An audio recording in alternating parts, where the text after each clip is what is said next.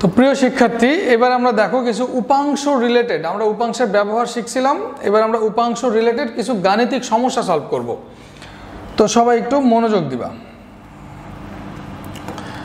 বলছে 250 কেজি ভরের একটি নৌকার গলুয়ের সাথে দড়ি বেঁধে আনুভূমিকের সাথে 30 ডিগ্রি কোণে পার থেকে 40 নিউটন বলে টানছে। নৌকার ত্বরণ কত? আচ্ছা, তো যেটা বলছিলাম এটা গুণটানা নৌকার অঙ্ক। এটা হচ্ছে একটা নৌকা, এই নৌকার গলুয়ের সাথে দড়ি বেঁধে পার থেকে একজন টানছে। কত বলে টানছে? 400 নিউটন বলে টানছে। এটা আনুভূমিক, এটা হচ্ছে আনুভূমিক, এটা উলম্ব। আনুভূমিকের সাথে থিটা, থিটার মান কত? 30 ডিগ্রি, 30 ডিগ্রি কোণে টানছে। নৌকার ভর কত? এম। নৌকার ভর এম হচ্ছে 250 কেজি। ওকে, এখন দেখো এই যে এফ, গুণটানা নৌকার সূত্র অনুযায়ী, নিয়ম অনুযায়ী সামনের দিকে এফ এর উপাংশ কত? এফ কস থিটা, কারণ থিটাটা এই অক্ষের সাথে। আর এইদিকে এফ এর উপাংশ কত? F sine theta. তো গুণটানা নৌকার থিওরি থেকে আমরা যেটা বুঝতে পারছিলাম, জানতে পারছিলাম, সেটা হচ্ছে এফ সাইন থিটা নৌকাকে চলতে সাহায্য করে না, এটাকে তো হালের সাহায্যে ক্যান্সেলই করা হয়, ওটা আমার দরকারই নাই। এখানে নৌকাকে সামনের দিকে নিয়ে যাচ্ছে কে? F cos theta. অর্থাৎ নৌকার উপরে কার্যকর বল এফ নিট সমান এফ কস থিটা। আর কার্যকর বল সমান আমরা এফ নিট সমান আমরা কিন্তু জানি এম এ। তাহলে এম এ সমান এফ কস থিটা। তাহলে এ কত? F cos theta by M. F এর মান 400 নিউটন, 400 কস 30 ডিগ্রি বাই এটা 250 কেজি। তো 400 কস 30 ডিগ্রির মান কত? √3/2। তাহলে 400 √3/2 বাই 250। 2 নিচে নামলে হয়ে যাবে কত? এটা 400 √3, 2টা নিচে নামলে গুণ হয়ে যাবে 500। তাহলে এটা হবে 4√3/5। নৌকা এই ত্বরণে চলবে। তো দেখো আমরা কিন্তু একটা বল অধ্যায়ের অঙ্ক করে ফেললাম, একটা বল বের করার অঙ্ক করে ফেললাম উপাংশের সাহায্যে। তার মানে বুঝতেই পারছো এটা জাস্ট তোমার উপাংশের মাত্র ট্রেইলার।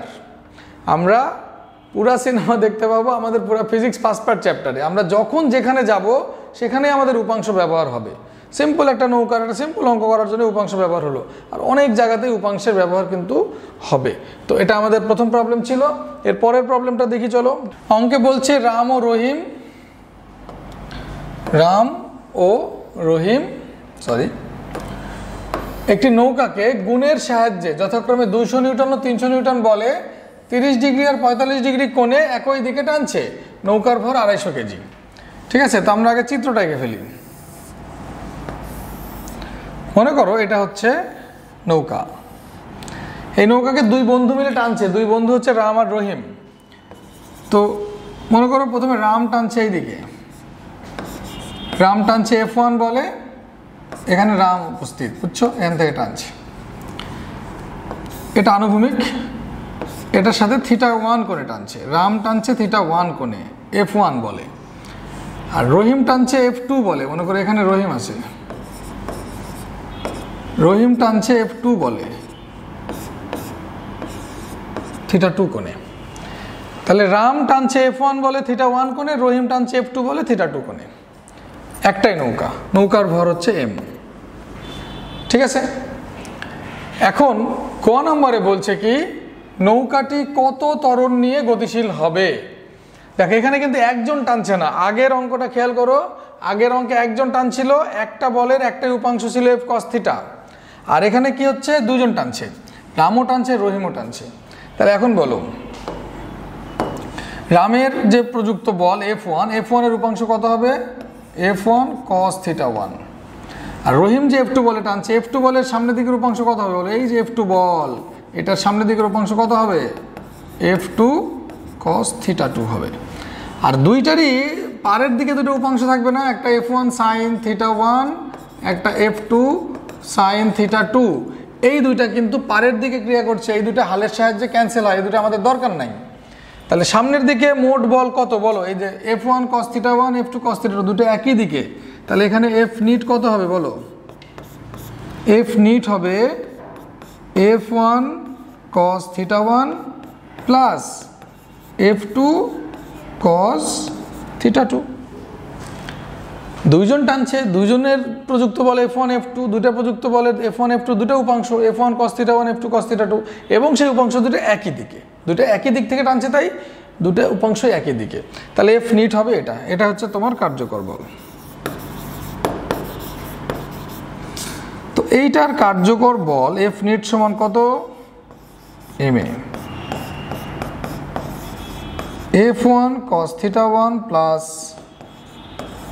F2 cos θ2। এখান থেকে আমরা বের করব এ।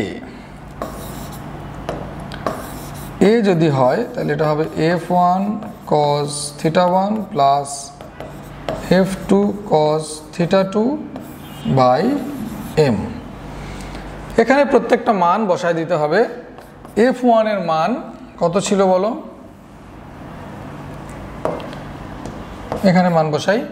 F1 রাম যে বলে টানছে, F1 ছিল 200 নিউটন, এটা হবে 200 cos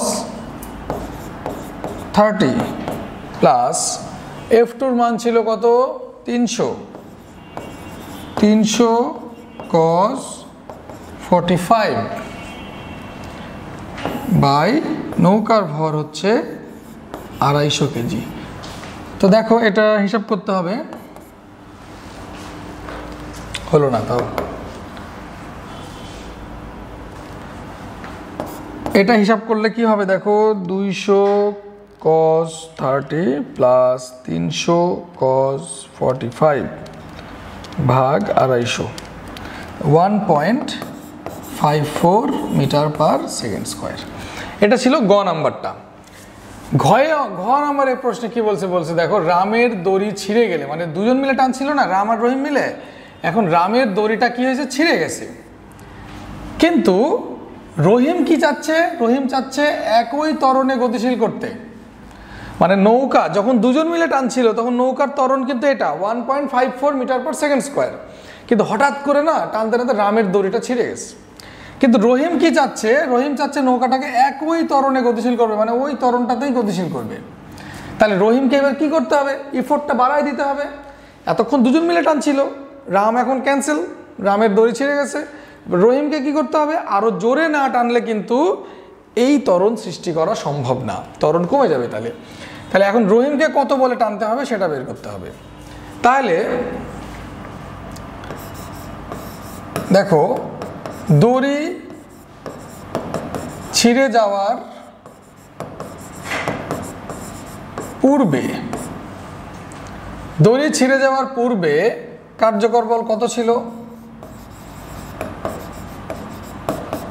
দড়ি ছিঁড়ে যাওয়ার পূর্বে এই কার্যকর বল ছিল এই যে এই এম এ সমানই কিন্তু এটা, আমার এটা লেখার দরকার নাই কারণ এটা সমান এম এর মান তো আমি জানি। তাহলে কার্যকর বল ছিল এম এ। এই যে দড়ি ছিঁড়ে যাওয়ার পূর্বে যে কার্যকর বল ছিল এম এ, এইটা এখন হবে, মনে করো যে রাম এখন নাই, রামেরটা এখন আমি মুছে দিলাম, এখন শুধু কে আছে? শুধু রহিম আছে। রহিম টানছে θ2 কোণে, কোণের মান চেঞ্জ করবে না, রহিম F2 এর মানটা চেঞ্জ করবে। তো আমরা ধরে নিলাম যে আগে রহিম F2 বলে টানছিল, এখন রহিম F2 বলে না F2 প্রাইম বলে টানবে, বলের মানটা বাড়ায় F2 প্রাইম করবে। তাহলে এখন কার্যকর বল কত হবে বলো তো? এখন কিন্তু রাম নাই, এটা থাকবে না, এখন শুধু হবে F2 প্রাইম cos θ2, এটা হবে না, কারণ এখন রামের দড়ি নাই, রাম নাই, এখন শুধু রহিম আগে টানছিল F2 বলে, এখন টানছে F2 প্রাইম বলে।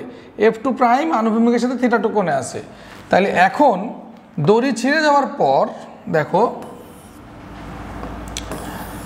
দড়ি ছিঁড়ে যাওয়ার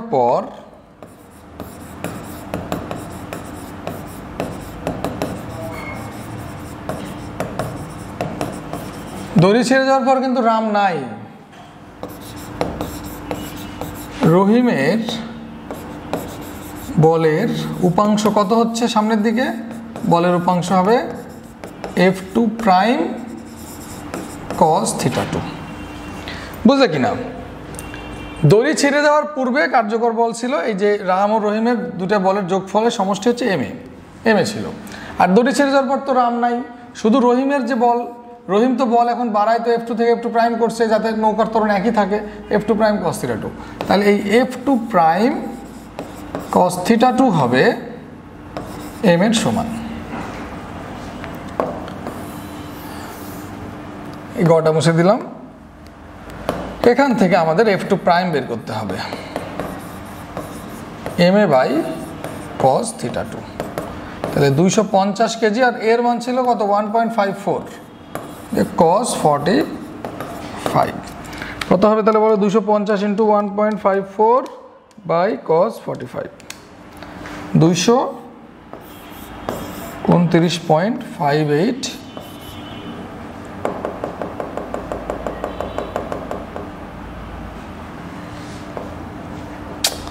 কি যে আমি করিচ্ছি এটা রে।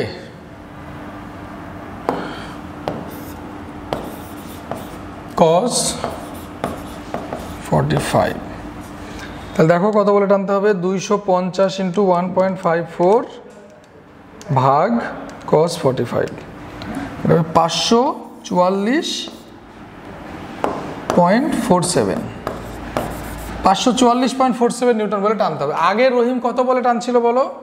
আগে রহিম টানছিল 300 নিউটন বলে, রাম টানছিল 200 নিউটন বলে। রামের দড়ি যখন ছিঁড়ে গেছে তখন রহিম 300 নিউটন বলে টানলে তো ত্বরণ কমে যাবে, কারণ রাম তখন টানছে না, রহিমকে বল বাড়াতে হবে। রহিম টানছিল F2 বলে, সেটা বাড়াই করছে F2 প্রাইম। F2 প্রাইমের উপাংশ কত? F2 prime cos θ। F2 prime cos θ এখানে বসাই দিয়ে আমরা F2 প্রাইম বের করলাম।